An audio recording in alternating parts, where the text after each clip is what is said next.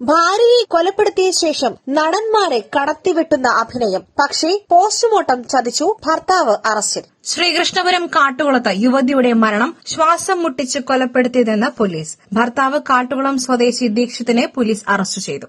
76-കാരിയായ വൈഷ്ണവിയാണ് കൊല്ലപ്പെട്ടത്. ഇക്കഴിഞ്ഞ ഒക്ടോബർ 9 വ്യാഴാഴ്ച രാത്രിയാണ് പൂക്കോട്ടുകാവ് ശ്രാമ്പിക്കൽ വീട്ടിൽ വൈഷ്ണവി മരണപ്പെട്ടത്. ശാരീരിക അസ്വസ്ഥതകൾ ഉണ്ടെന്ന് പറഞ്ഞ് ആശുപത്രിയിൽ എത്തിച്ചു. ഭർത്താവ് ദീക്ഷിത് തന്നെയാണ് യുവതിയെ മാങ്ങോട് മെഡിക്കൽ കോളേജ് ആശുപത്രിയിൽ എത്തിച്ചത്.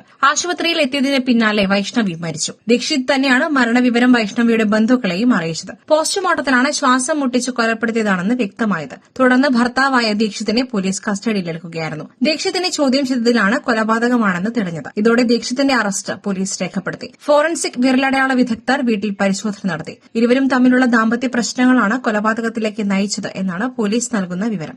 ഇന്നലെ പുലർച്ചെ വൈഷ്ണവി പറഞ്ഞ സ്ത്രീ അബോധാവസ്ഥയിൽ കിടന്ന് ഹോസ്പിറ്റലിലെത്തി ബ്രോഡ് ഡെഡ് ആയിട്ടുള്ള ഒരു കേസായിരുന്നു. അത് ചെറിയ സംശയങ്ങളുണ്ടായിരുന്നു. അതിന്റെ അടിസ്ഥാനത്തിൽ തൃശ്ശൂർ ഫോറൻസിക് ഡോക്ടറെ കൊണ്ട് പരിശോധിപ്പിച്ച് പോസ്റ്റ്മോർട്ടം നടത്താനുള്ള നടപടികൾ സ്വീകരിച്ചു. അപ്പോൾ അതുമായിട്ട് ബന്ധപ്പെട്ട് അതൊരു സ്മോദറിംഗ് ആയിട്ട് ഉള്ള സംഭവമാണെന്ന് തെളിഞ്ഞു. അതിന്റെ അടിസ്ഥാനത്തിൽ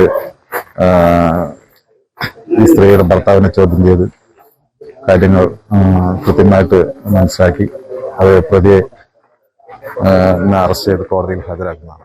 അനമങ്ങാട് ചോലക്കൽ ഉണ്ണികൃഷ്ണന്റെ മകളാണ് വൈഷ്ണവി. 1.5 വർഷം മുൻപായിരുന്നു വൈഷ്ണവിയും ദീക്ഷിത്തും തമ്മിലുള്ള വിവാഹം.